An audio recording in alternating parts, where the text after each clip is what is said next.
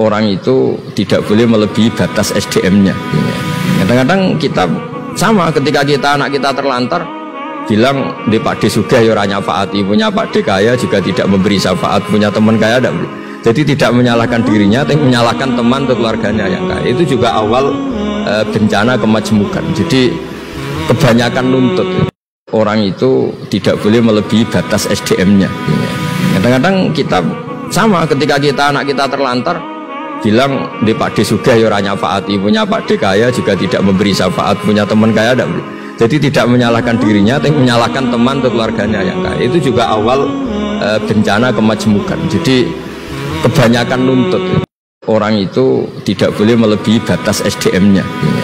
Kadang-kadang kita sama ketika anak kita terlantar bilang di Pak D sugih ya ora nyafaati, punya Pak D kaya juga tidak memberi syafaat, punya teman kaya tidak.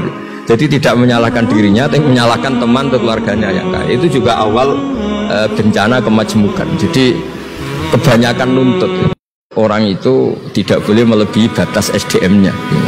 Kadang-kadang kita sama ketika anak kita terlantar bilang di Pak D sugih ya ora nyafaati, punya Pak D kaya juga tidak memberi syafaat, punya teman kaya tidak.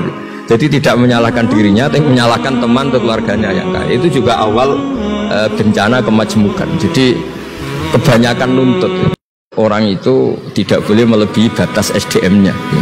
Kadang-kadang kita sama ketika anak kita terlantar bilang di Pak D sugih ya ora nyafaati, punya Pak D kaya juga tidak memberi syafaat, punya teman kaya tidak.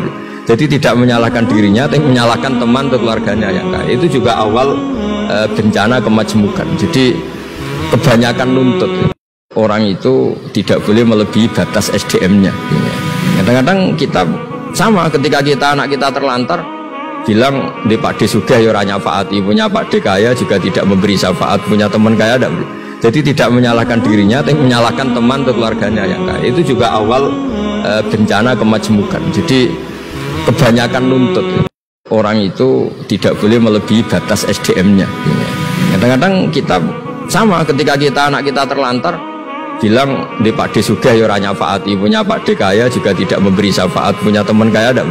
Jadi tidak menyalahkan